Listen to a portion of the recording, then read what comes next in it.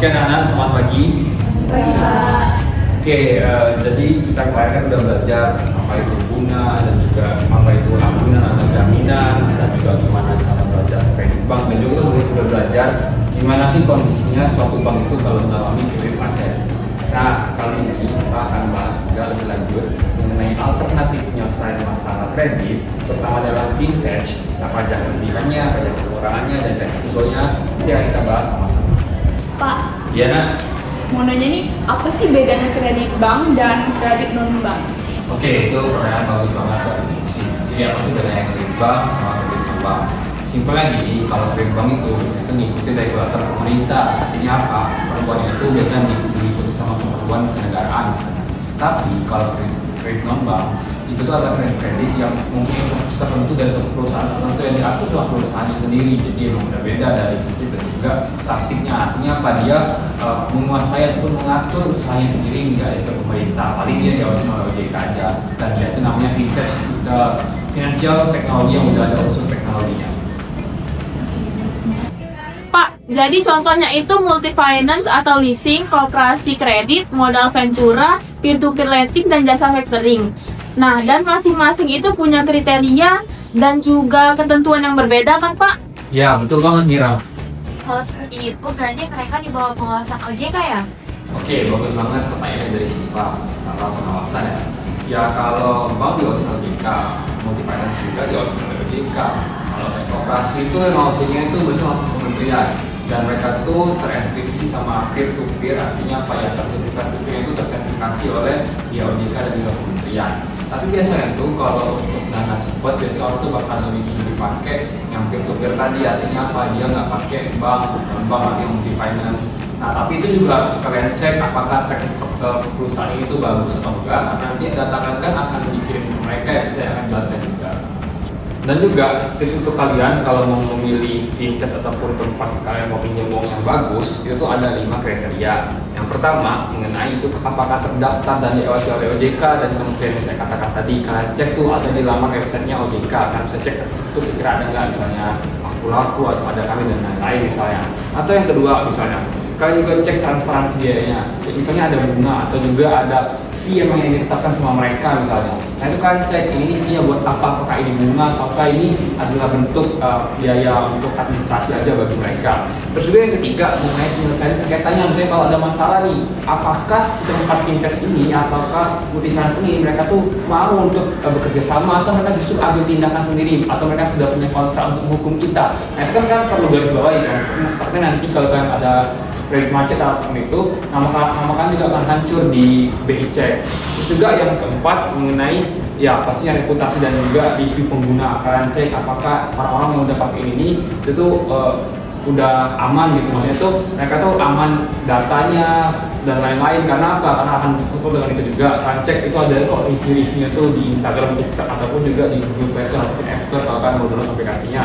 Dan juga yang terakhir mengenai proteksi data pribadi. Kalian cek apakah dia ini pernah mengalami kebocoran data misalnya, atau mungkin dia tuh menjual data pribadi kalian ke tempat lain untuk keperluan mereka. Nah ini perlu digarisbawahi karena ya data kalian itu penting banget kan, nggak boleh bocorin karena nanti itu akan berdampak fatal untuk kalian ke depannya. Oke, Bapak akan kasih contoh studi kasusnya langsung ya. Misalnya gini, ada Resti misalnya, dia mau buka usaha nambah modal kerjanya.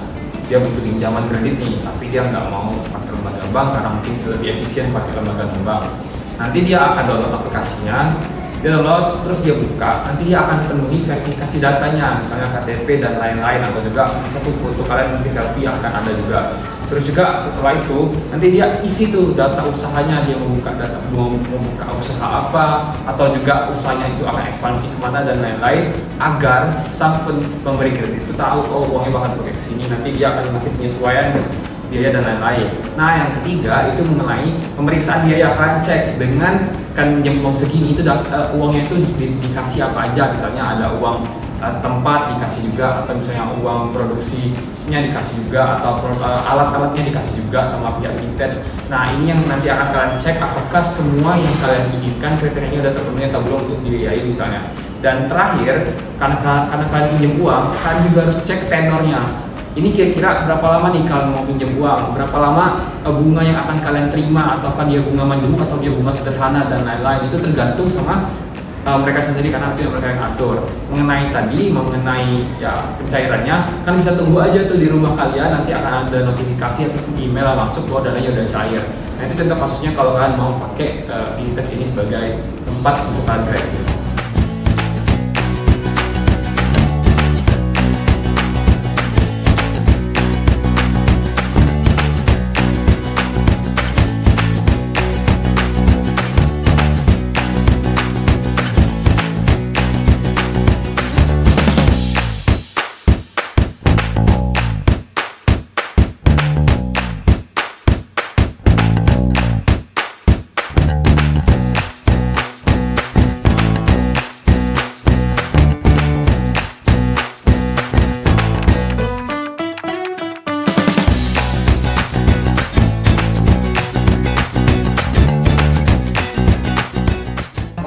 Kayaknya aku tertarik deh untuk minjem kredit aku. Gimana ya menurut kalian? Boleh aja sih, tapi kamu harus perhatiin dulu apa resiko yang akan kamu tanggung nanti. Terus kamu juga harus tahu bagaimana si platform ini berjalan selama ini. Nah, betul tuh kata Resti, kamu harus perhatiin karena setiap lembaga itu ada kekurangannya. Kamu harus perhatiin biaya admin yang harus kamu bayar. Terus juga apakah data kamu suatu saat akan bisa bocor. Dan bagaimana jika tiba-tiba bunganya akan tiba-tiba bertambah tanpa sepengetahuan kamu, Nancy. Atau itu bisa disebut juga risiko default. Nah, periksa kebijakan privasi dan mekanisme pengembangan dana kamu sebelum kamu mendaftar. Dan lebih baik kamu simpan bukti komunikasi dengan pihak tersebut. Oh gitu ya. Kalian ada nggak sih rekomendasi ini yang lebih bagus? Mungkin kamu bisa minjem itu ke akun-akun berikut perbandingan contoh biaya multi finance dan vintage.